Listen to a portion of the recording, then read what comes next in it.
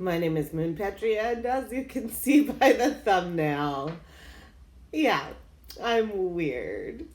The Writers Are Weird tag was originally created by Elliot Brooks. Link to that below. I've seen a lot of people do it, and it is so much fun. Question 1. Do you have bizarre internet searches? If so, what's the weirdest one? My first book, at least my first since I've gotten more serious about writing, is it prompted some odd searches. The one that made me nervous was about how guns are made, how to make guns with limited access to technology, how to make bullets.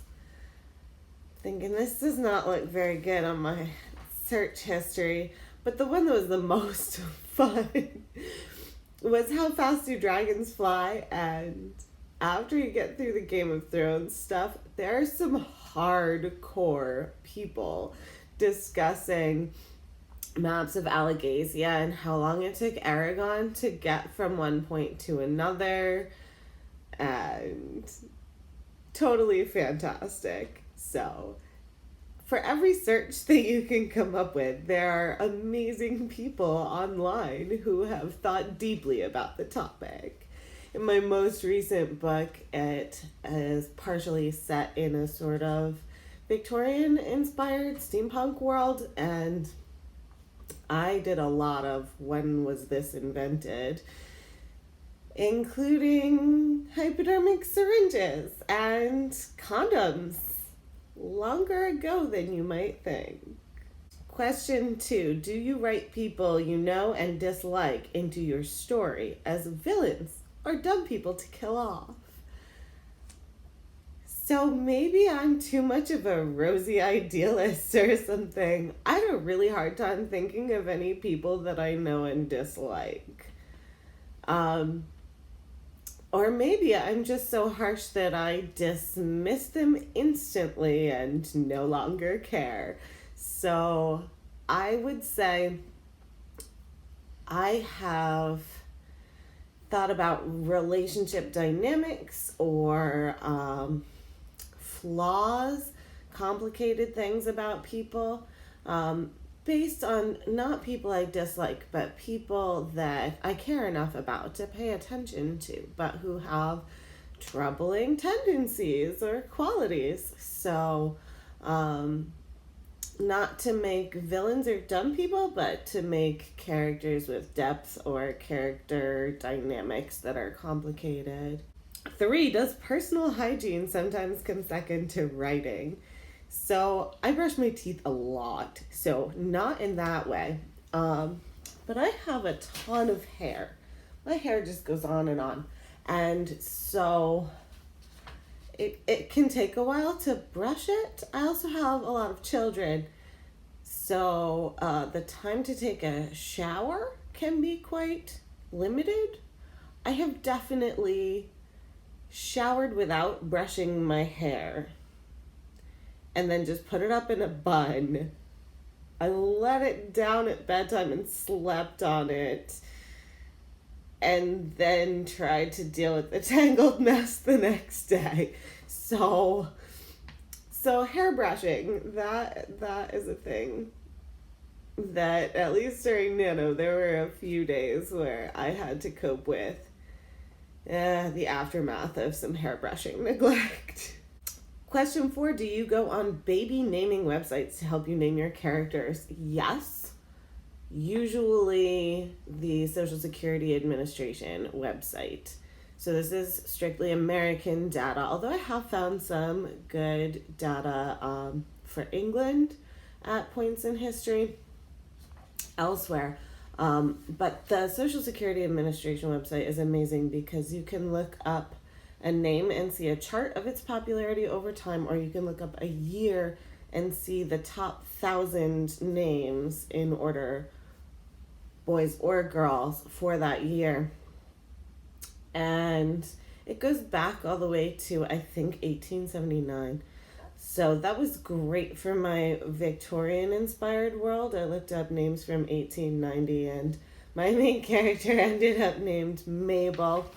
Um, but the other thing that I've done in the first book, the one with the dragons, was so there were two different places, two different groups of people, and one had all plant-based, plant-inspired names, and the other had all stones and crystals and minerals and metals kind of names.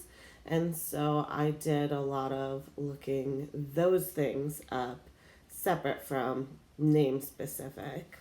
5. Do you have a list of actors or actresses that would play your characters if there was an adaptation made?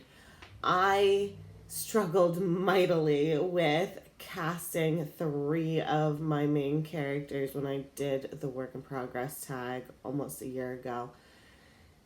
It was quite a challenge, and no, I don't.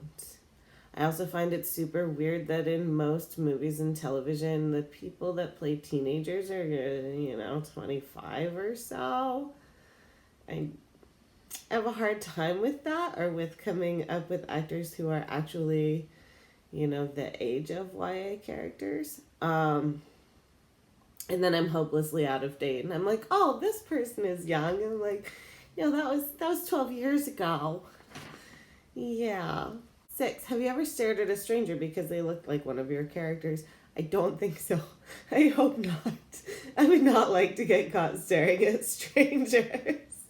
I tend to be, probably a little bit leaning toward the extroverted side compared to some writers, but I would not like a stranger to stare back and wonder why I was looking at them. I don't remember seeing anyone that reminded me of a character, though. Question 7. Do you talk to yourself to help work through scenes? If so, where do you talk to yourself? I don't have a lot of privacy. The best place to talk to yourself is in the shower. So I don't know who doesn't talk to themselves. Who doesn't talk to themselves? They're either pretending, and they really do talk to themselves.